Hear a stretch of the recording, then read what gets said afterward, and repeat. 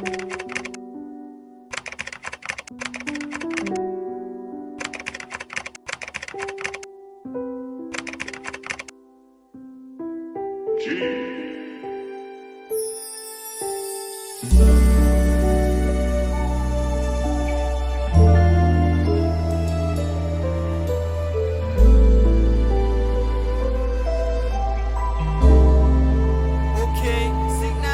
่เป็นคนเดียวที่จะให้ฮักแบบจริงใจและแม่ก็เป็นคนที่ให้ฮักซึ่งด้วยความฮักจากใจจริงแม่พร้อมส่งเสริมเสมออยากจะให้ลูกได้บินไกลและแม่ก็บอกถ้าไม่ได้ลูกบ่ไหวยังมีตั้งแม่เอาไว้อิงแม่เป็นแกนใจของลูกและเป็นดังเหมือนทุกๆอย่างแม่เป็นแห่งไฟของลูกที่คอยต่อเติมทุกๆอย่างแม่เป็นแห่งใจให้ลูกต้องสู้ถึงเจอปัญหาทุกๆด้านแม่เป็นแสงไฟที่งามสง่าที่ได้ส่องแสงให้ลูกอย่างแม่พร้อมให้ทุกอย่างเพื่อจะให้ลูกสบายใจแม่พร้อมจะเฮ็ดให้ลูกได้ง่ายโดยแม่บ่สนจะอายภัยแม่บอกว่าลูกต้องผ่านและต้องได้เสิร์ชและสายไปและแม่ก็บอกลูกบ่ต้องย่านคนเฮามีเกิดและตายไป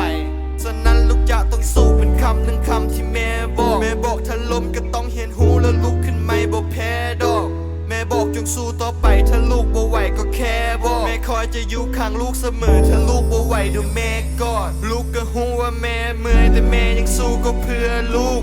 ก็ต้องสู้เพื่อแม่และแม่ก็ฮู้และเชื่อลูกแม่เชื่อว่าลูกเฮ็ดได้ไม่ให้แห้งใจบ่เคยพอกันย้อนว่าแม่เสียใจลูกเลยเฮ็ดให้ลูกบ่เคยยอมแม่บอกคำสบประมาทลูกอย่าไปคิดอย่าสนมันแม่บอกมันเป็นแค่เพียงลมปากลูกอย่าไปติให้ฝนคำให้เก็บเอาคำติชมออกมาพินิจใส่ทรงจำและเก็บมันเอาไปคิดให้คงดำรงชีวิตให้คงพันแม่สอนให้มีความรับผิดชอบเฮ็ดหยังให้หูจะคิดเฮ็ดหยังให้คิดรอบคอบบ่ว่าเฮ็ดหยังให้มีสติ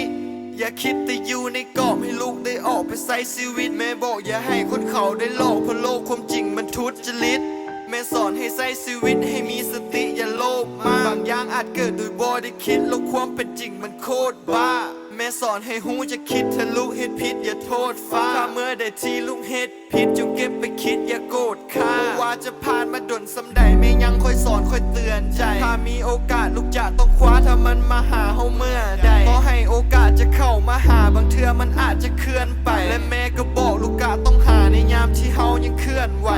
แม่คอยเป็นห่วงลูกอยากจะให้ลูกได้อยู่สบายแม่บอกให้ลิ้นน้ำมูเฉพาะคนที่เป็นคู่สหายแม่บอกให้ยุ่งกับยาหรือสิ่งเสพติดเดี๋ยวพิษกระจายแม่บอกให้ต้องเลิกมูสนิทที่ดีให้เขาเป็นมิตรสหายแม่บอกชีวิตเฮาคนละแบบต้องคิดก่อนจะเห็นอย่างจากอย่างมันมีภาระที่ต้องได้แบกกับทุกเส้นทางที่เลือก